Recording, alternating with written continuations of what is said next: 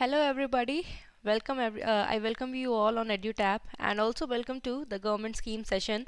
The scheme that we are covering today is Rashtriya Swaraj Abhiyan, and it was asked by one of you only for me to make a session on, and definitely there was one more suggestion to cover the schemes that were mentioned in budget, and definitely from next session onwards I am going to cover that. We'll start off with Rashtriya Swaraj Abhiyan, and I can already see Shalini, good morning, Kamini, good morning. Students have already joined. All right, so we are talking about this scheme not just because sometime it happens you want to know about a scheme, but maybe it's not a news, so it does not become important. But this scheme, it was okay. Rashtriya Gram Swaraj Abhiyan, it was this news is posted on 12th of December 2023. So definitely there is some importance in the scheme. The description of the scheme was given. So if any scheme has been in detail explained, so you can expect that okay, this might be good. It might be important from the examination perspective, and that is why we are going to understand about this scheme. But before that, here's an announcement for all the aspirants who are preparing for central regulatory bodies. We have come up with one-stop solution guide to all the queries that you must be having regarding the organization you want to join. For example, if you want to know more about RBI and NABARD SEBI, all the detailed information about the organization, what will be your role once you join the organization, what is the hierarchical structure that goes on, everything has been in detail explained. Along with that, all about the recruitment process. So how many phases are there, what is the pattern of each phase, and what is the eligibility criteria it is there, what is the syllabus, what is the cutoff trend that is going on for this examination, and all the other information regarding the recruitment process is there. And at the end, we have given some steps that you can follow if you're going for self preparation, that will definitely help you to guide during your preparation journey. So do not miss the opportunity. You can download these e-guidebooks which are free of cost from the link that is provided in the description box below. Now let's talk about like how and why this came into existence. Okay, so back in 2015, the United Nations, they came up and they decided some goals, and they named that sustainable development goals. Okay, so they said that okay, there are 17 sectors where we need to focus on if we want to have peace and prosperity among ourselves, among different nations. All right, so for that regard, they came up with sustainable development goals. So we have to focus on them, and definitely in such a manner that it's long lasting, it can be propagated in the future as well. So what were those goals that were there? So for example, no poverty, nobody should be suffering from poverty. Zero hunger, people should not sleep hungry stomach, right? Then we had good health and well-being, then good quality, gender equality, and these are all the 17 that are goals that were there, that has been that was given by the United Nations, and all the countries were requested to follow this. All right, so now when it came to India, so of course India would also want to be a healthy participant in it, right? So that is why government also came up their own some certain goals, right, from where they want to start off with their sustainable development goal journey. All right, so when they were doing that, they understood that because in village level, at rural level, we have panchayati raj, right? We have panchayati raj institution in our village level, and which functions a little bit different than what in the state and the center it happens, right?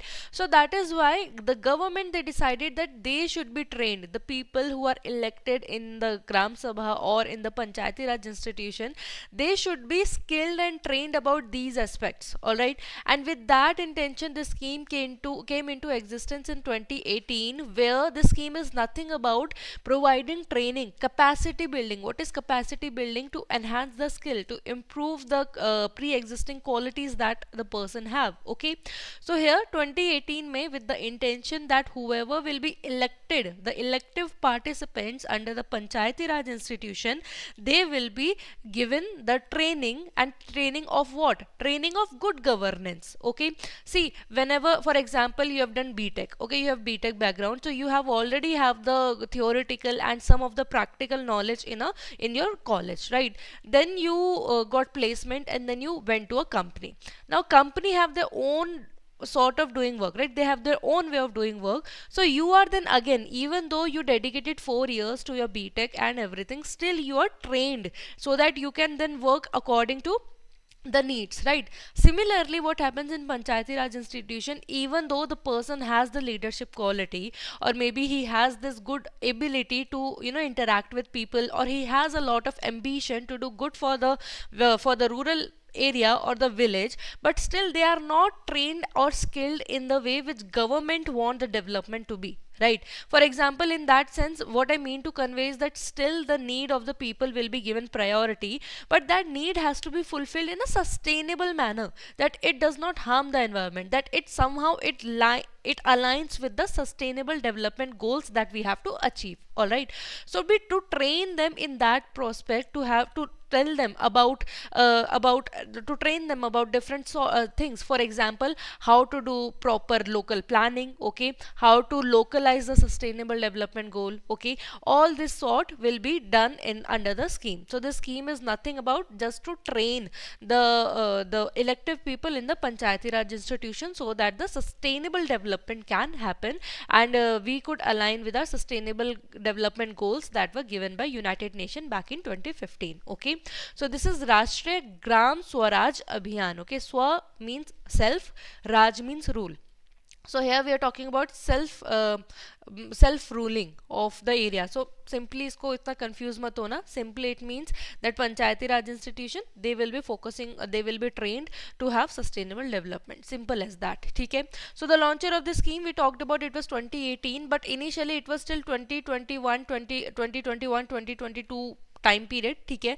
But later on, then again, because the time period was over, then again the scheme was extended further till 25-26. ठीक है. अब जब 21 में आई ना, तो it was a little bit of a revamped version, means there were some of the modifications that were done. Okay, so in the examination, most probably the launch year would be year 21-22 financial year, it would be there. Okay, 2021 हो सकता है, ठीक है, financial year in the examination, but if it is not, then 2018 will be the answer. Why 2021 should be preferred over 2018? देखो, in examination both will not be given, only one will be given. Why it should be preferred? Because it was the revamped version. See, if any scheme was for a certain period and afterward it was extended, then the initial launcher is only taken into consideration. However, when next time the scheme was extended, there were a lot of changes that were done, or it was revamped. In that case, the revamped version is taken as the launch year. Okay, so your 21 becomes the one, but if 2018, still you should keep in mind, because if an examination, it might be the case, right? This is usually that happens, but what is that that particular exam, it becomes the exception. That is why it's better to remember, in 2018 the scheme was launched, however in 21-22 financial year, when it was extended, it was the revamped version that was launched. Okay, and it falls under the Ministry of Panchayati Raj. Definitely, I think there is no confusion regarding this. Now, what are the objectives? So everything that we've already understood, right? What are the objectives, what will be done? So what will be done under this? We have to develop the governance capability of all the elective members under the Panchayati Raj institution, so that as to meet with the sustainable development goals. We have to this, because these are the people who have to actually deliver on the ground level these sustainable development goals, right? So to train them about them, to develop their capabilities about them, the scheme has been launched. ठीक है. Focus on what? Developing capacity for elected representative for the leadership roles. ठीक है. ये अब सारी चीज़ें वही है which we have studied, but now in a fancy manner they have been now being provided in the name of objectives. Enhance capability of panchayat for inclusive local governance. ठीक है. Local governance को include करना, to introduce them with the new technologies, to promote the e-governance that has to be done. ठीक है. And also to train them about the ways that they can develop their own source of revenue. Okay, for example, to promote them to have proper industries. Right now, industry will have their own revenues generated, right? So all these things will be done under that. So simply it means to train and to increase the governance capability of the elective members. Now उसको अलग अलग तरीके से जैसे भी रखना है आप रख सकते हो, but basic aim is this.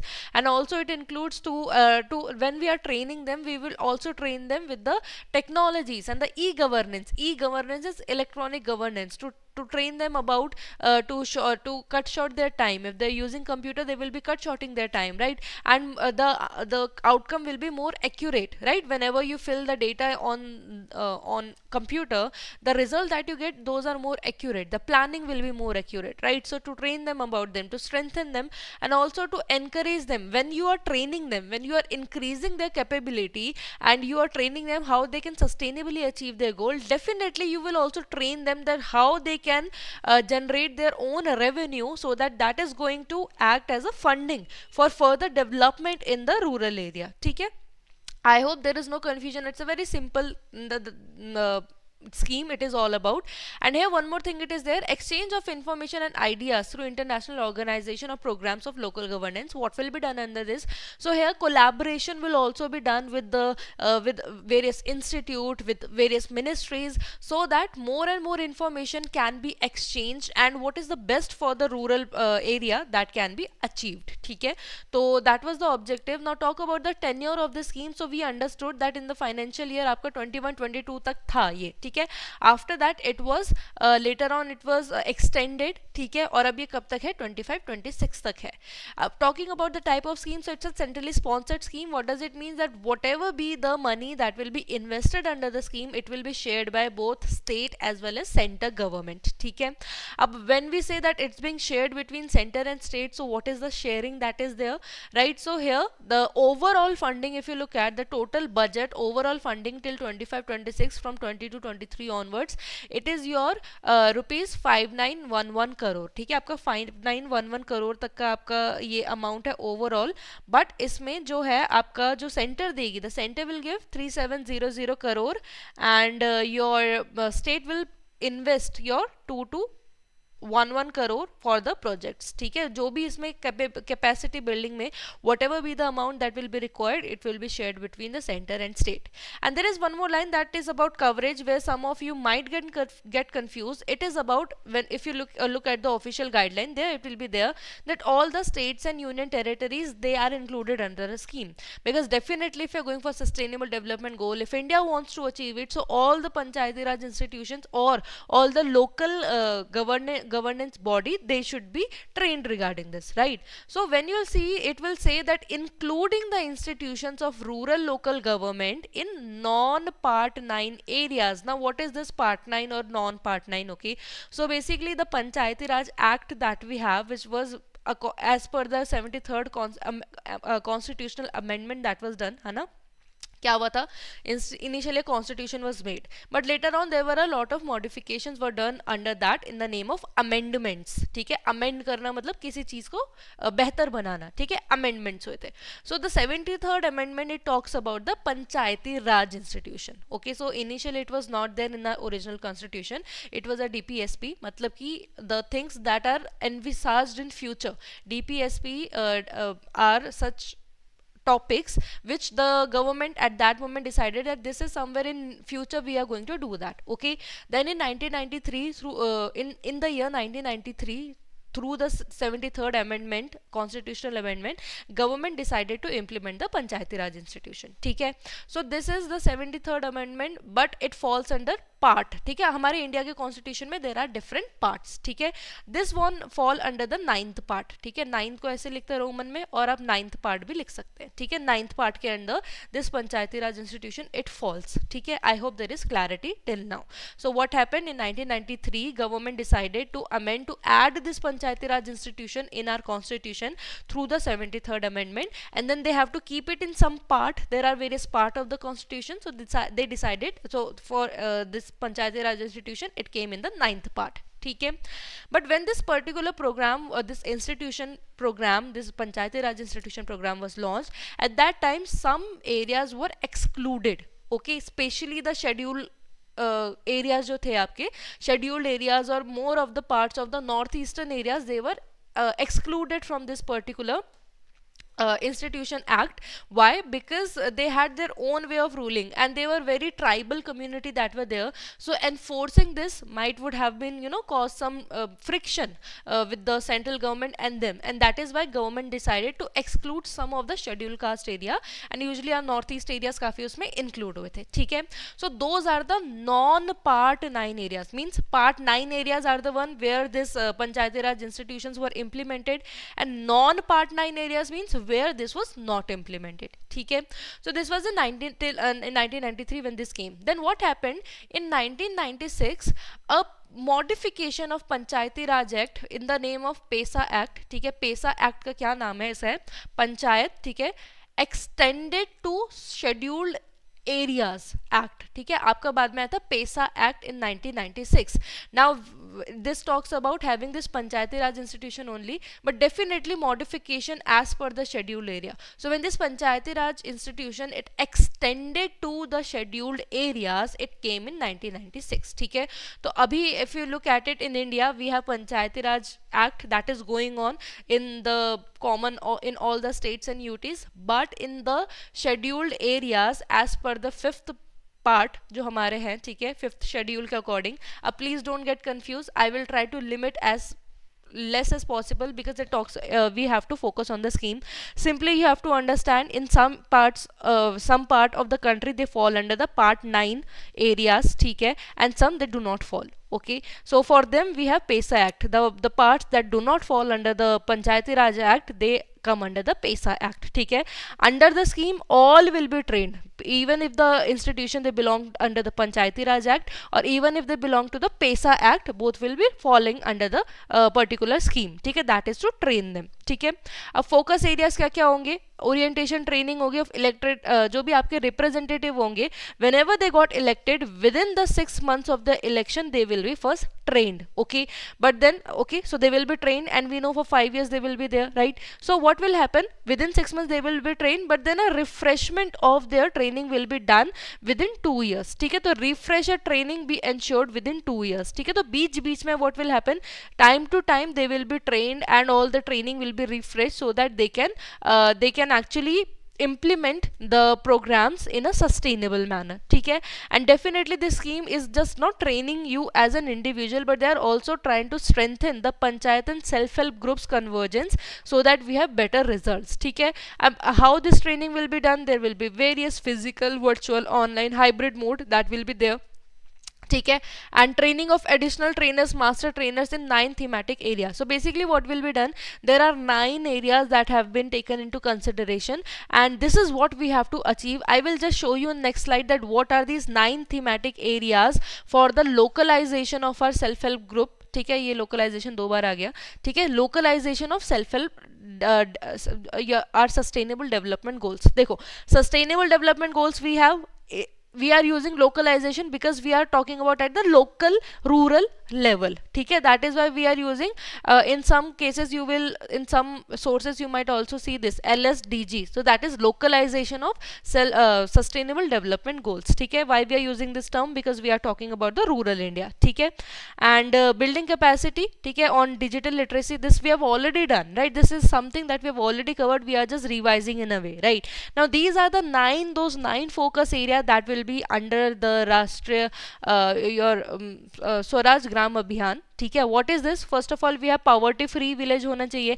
अब somehow if you link it, it is somewhere catering to the sustainable development goal only that we studied in the first case, right? The first sustainable goal was itself to have poverty free world, right? So poverty free village, then health village, this will cater to your second and third sustainable development goal. देखो क्या करा है इन्होंने, government ने, instead of having 17 different, they have merged them as per the conditions of India, right? Government, the UN has given 17 goals. Now how you are implementing this, that is up to you, right? So your first poverty free village, it will have the focus on these many sustainable goals. ठीक है, healthy village होना चाहिए, child friendly village होना चाहिए, water sufficient village होना चाहिए, clean and green village होना चाहिए, then village with self sufficient infrastructure which will help them to have their own generate their own revenue, right? Then socially secured village होना चाहिए, good governance होनी चाहिए, and it should be a women friendly village as well. Okay, so these are the goals. ठीक है, now there are 2 components, some as we understood, right? It's a centrally sponsored scheme, so some funding will be taken care by central government while some will be taken care by the state government, right? So those are the different components only. At national level the center government will take care of providing national plan for the technical assistance, whatever technical support is required, central will take care of that.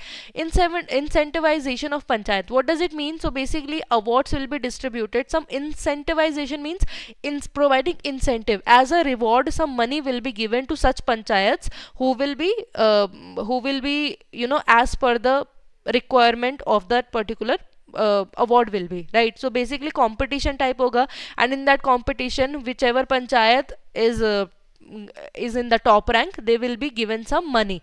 Okay, so this will even motivate the panchayat also to do better because they know that they will be they will be getting the money, and that money can be utilized for further development, right? So it's like a incentivization bhi hoga national government, the central government ke through. Then mission mode project on e panchayat. So basically what is this e panchayat way? The thing that we discussed before, right? So what happened when everything is online, there is more accuracy. If you fill data online, if you are going to have a proper planning in an online platform, so that is going to give you more accuracy, and that will have, you will have better records with yourself as well, right? So e panchayat ka concept iske andar laya gaya hai, and collaboration with academic institutions, so that more and more knowledge can be exchanged, and what is best for that particular area, and it should fall under, definitely under the sustainable development goals, that can be achieved. ठीक है, अब state क्या करेगी? State training provide करेगी, ठीक है, इनेबलेंट the distance learning जो भी होगी, ठीक है, ई इनेबलेंट ऑफ पंचायत, उनको these panchayat must be registered in online portal, right? So that will be done by the state government. Whatever be the investment that will be done on information, education, communication, that will be done by the state government.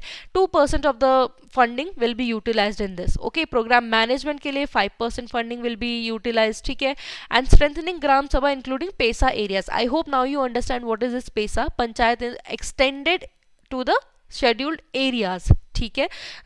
These pesa areas are where not the conventional Panchayati Raj Act of 1993 is implemented. No, they have their own some modification, and here the pesa act of 1996 is implemented, ठीक है. So that was all about the scheme. The scheme was not that much. Now sustainable development goals in panchayat and all about the, again it was mentioned here. देखो यहाँ पे भी LSDG लिखा हुआ है, localisation of the self sustainable development goals, ठीक है, यहाँ पे ये सब लिखा हुआ है. And it also talk about that 9 themes that we studied about, ठीक है. तो सेम चीज है, what we have done, we have holistically covered this scheme, whatever can be asked.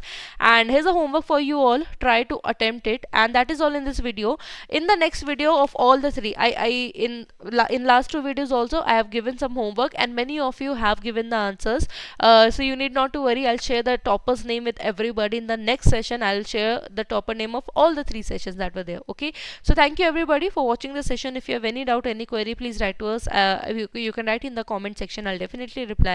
And if you want me to cover any scheme, do let me know. However, in the further sessions, now I am going to cover all the schemes that were mentioned in budget. Definitely if I have covered in recent months, I will not cover it. I hope even you would understand. It will be even not fruitful for you as well. However, I know there are many schemes that we have not covered in this 1 year time span, and definitely we are going to cover that as well. And you can join our Telegram channel to get the PDF of this and every lecture that we provide here on YouTube. So thank you. We'll meet again with another video on another important government scheme. Until then, all the very best for your examination.